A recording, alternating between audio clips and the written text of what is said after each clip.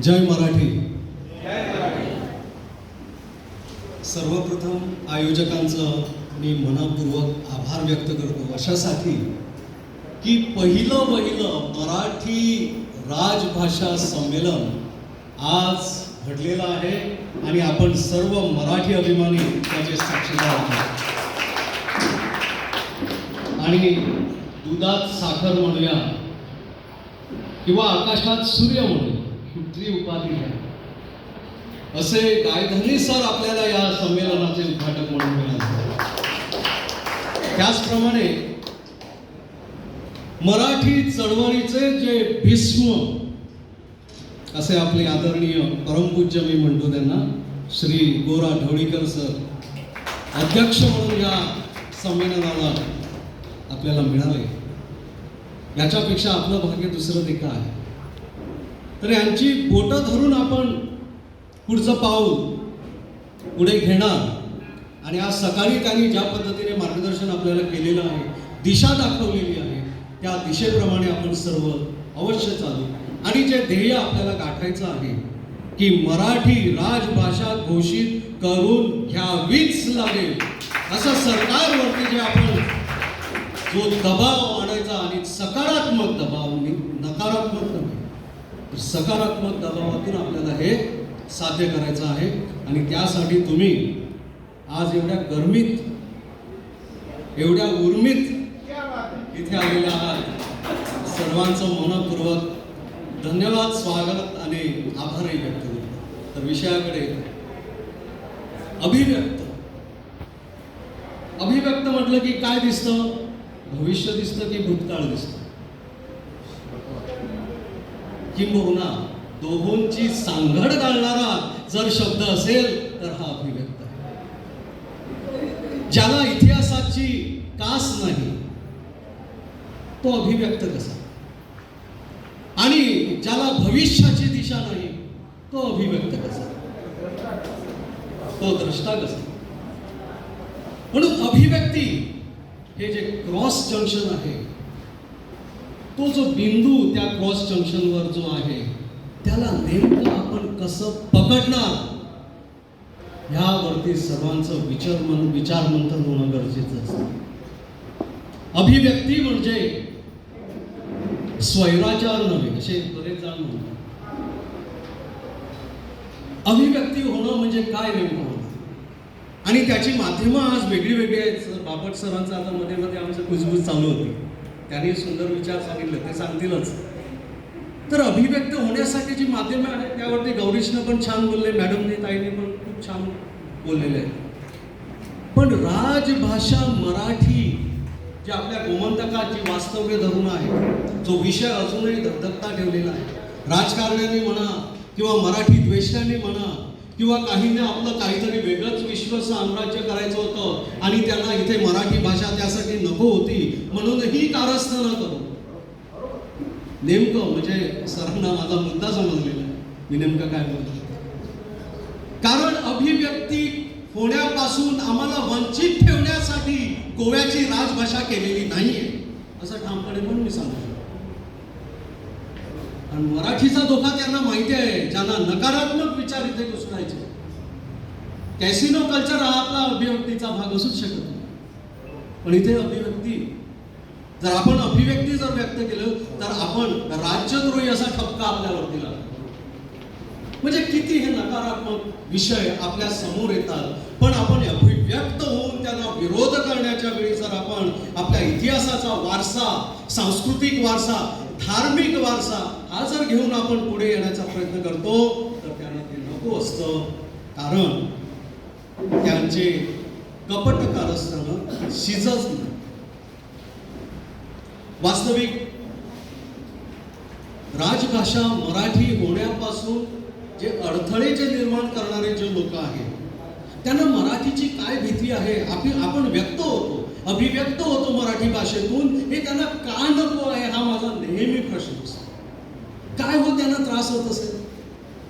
आपण कीर्तनातून अभिव्यक्त होतो, आपण सत्संगातून अभिव्यक्त होतो, आपण लेखणीतून अभिव्यक्त होतो, आपण कवितातून अभिव्यक्त होतो.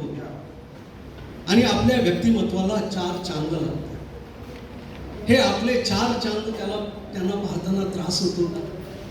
आपण आपली आई मराठीत मागतो आपल्या अभिव्यक्तीसाठी, कुणावरती छळ करण्यासाठी नव्हे, कुणाची जागा कब्जा करण्यासाठी नाही, किंवा कोणाचं स्वतःचं अस्तित्व जर काही जर असेल आणि त्यांनी ते मानून घेतलेलं असेल त्याही वरती आम्ही गदा आणण्याचा प्रयत्न करत नाही.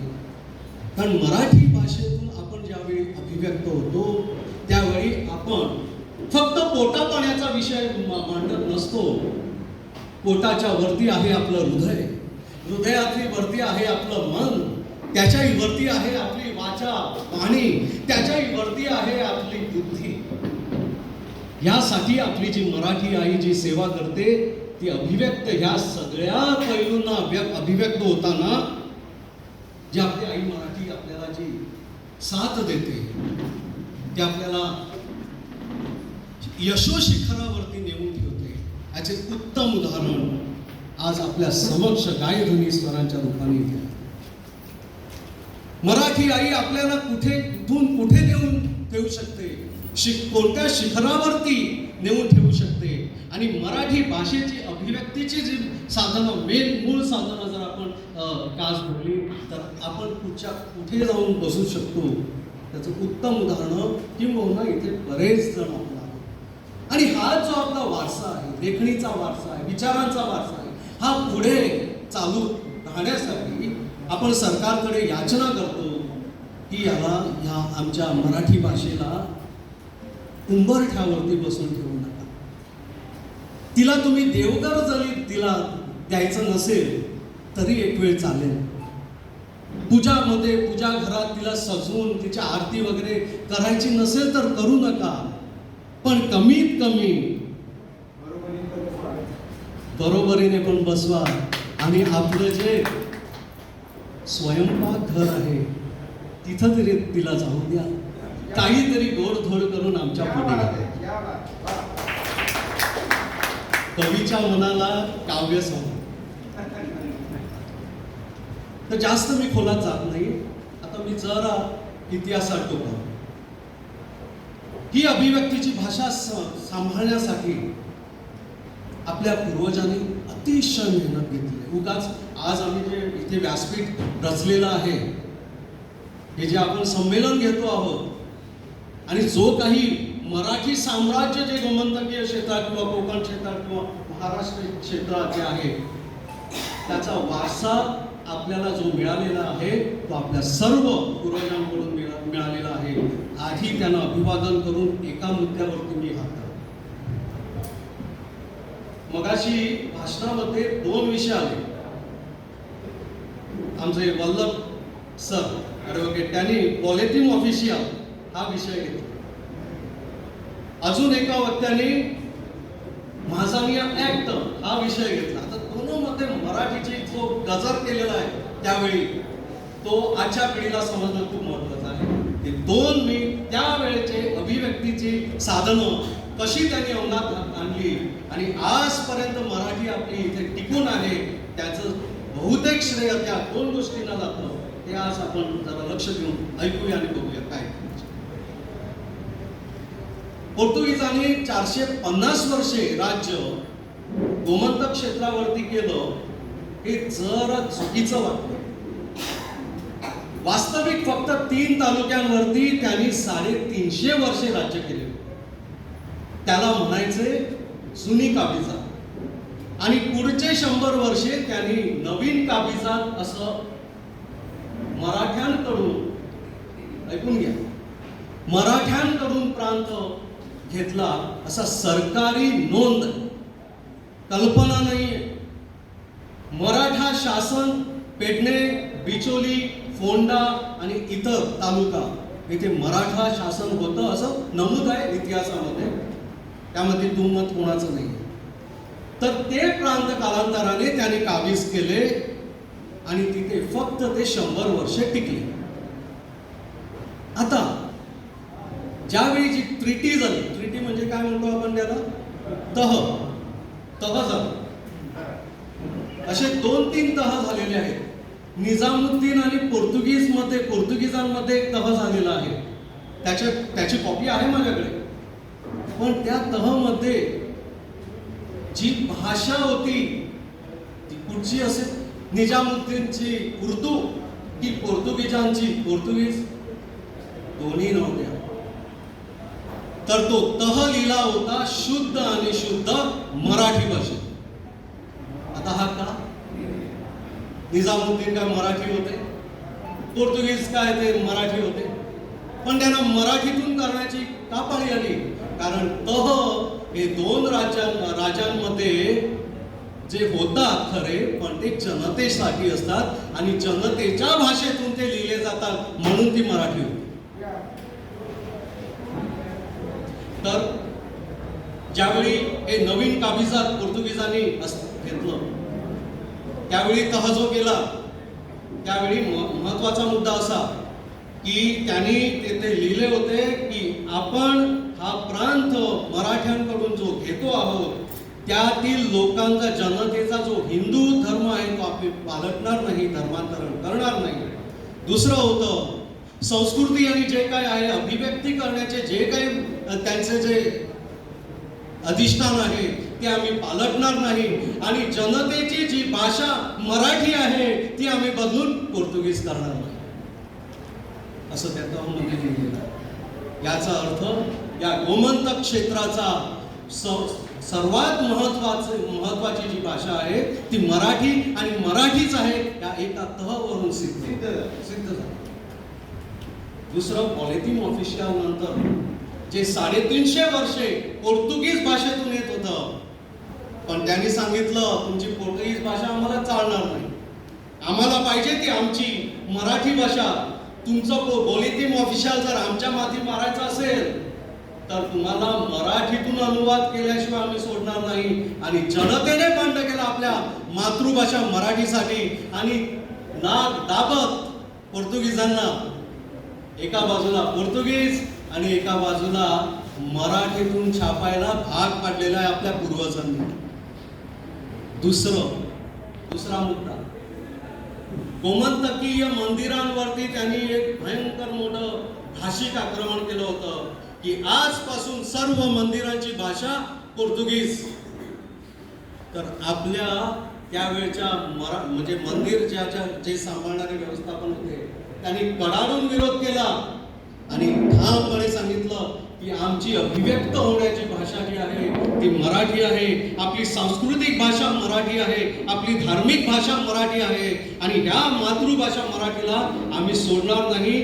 तर तुम्हाला जे काही बंधनं आमच्यावरती टाकायचे ते कायदे म्हणून टाका, पण भाषेला हात लावायला आम्ही देणार नाही. म्हणून म्हाझानिया कायदा जो त्यांनी पोर्तुगीज भाषेतून केला होता तो त्यांनी झक मारत त्यांना मराठीतून पण अनुवाद त्या काळात करायला लावलेला. एवढं कठोर अराजक शासनाला नमत करणारे आमचे पूर्वज आहेत. आणि हे तर आपलंच सरकार आहे, आपल्या सरकारला आपण सांगू शकत नाही.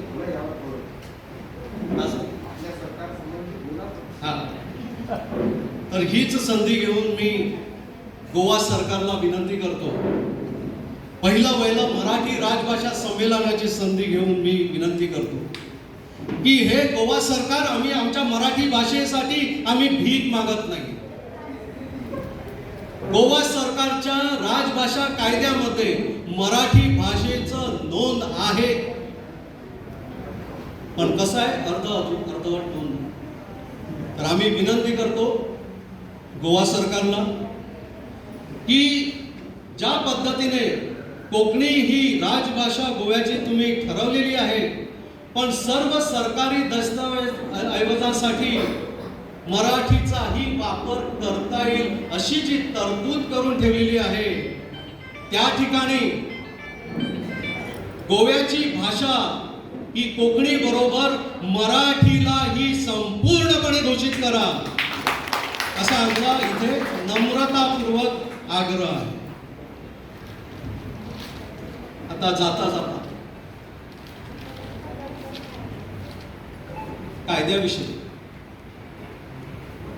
गोव्यामध्ये जो राजभाषा कायदा केलेला आहे त्याच्यामध्ये कोकणी भाषा जी केली आहे त्याबद्दल काही आकस नाही आणि विद्रोह नाही. किंवा त्याबद्दल काही भाषा ही वाढली पाहिजे. प्रत्येक भाषिकाला वाटतं की आपली भाषा ही वाढलीच पाहिजे. पण ज्या पद्धतीने राजभाषामध्ये आपली अभिव्यक्ती स्वातंत्र्यावरती गदा आणणारा जो कायदा करून ठेवलेला आहे तो म्हणजे Konkani shall be the official language of state of Goa provided Marathi shall be used for all and any official purpose. त्याला काय अर्थ आहे? त्याला काय अर्थ आहे? मी हिला बायको म्हणणार आणि तिला म्हणणार तू माझ्या बरोबर संसार कर, पण मी तुला बायको म्हणणार. हलकटपणाचा कायदा करून ठेवला आणि हे हलकट मानसिकतेतूनच हे असं येणार. कोकणीचा काही विरोध नाहीये. एकापेक्षा 4 भाषा राजभाषा असू शकतात अशी कितीतरी राज्य आहेत. खुद्द भारत देशाची राजधानी आहे जिथे 4 राजभाषा आहेत. 4 भाषा राजभाषा. तर ही जी फजिती करून ठेवलेली आहे ती फजिती म्हणजे लोकशाहीचा ऍक्च्युली खिल्ली उडवलेली, लोकशाहीची खिल्ली उडवलेली आणि शाब्दिक असे म्हणजे कागदाचे घोडे नाचवलेले आहेत. मराठी भाषा आपली अश्वारूढ आहे. हातामध्ये तलवार आहे. एका हातामध्ये पेन आहे. पेन हेच तिचं तलवार आहे. अश्वारूढ मराठी भाषा तिला चॅलेंज करणारे कोण? हे कागदी घोडे. फुंकर मारले तर फुंकून उडून जातील, आग लावली तर पेटून जातील असे आहे. पण कलियुगाची महिमा म्हणूया, पण संगे शक्ती परमेश्वर आहे. आपण सर्व एकत्र येणार आहोत. सर्व याच्या पुढे आजपर्यंत 50 वर्षे गोरा ढवळीकर सरांच्या मार्गदर्शनाखाली आपण आजपर्यंत इथचा पल्ला आपण गाठलेला आहे. गायधनी सरांनी आज आम्हाला आशीर्वाद दिलेला आहे आणि प्रकाश भगत सर इथे मोर्चा बांधून उभे आहेत. सोबत प्रदीप गाडी आहेत, वल्लभ देसाई सर आहेत, आमचे शिवाजी देसाई पण इथे मागे आहेत का? आहेत. तर सर्व हे मराठी मावळे आज उभे राहणार आणि आपल्या समाजाचं नाव जर मराठा आहे, आपला बाप जर मराठा आहे, तर ठामपणे आम्ही आज घोषित करू की आमची आई ही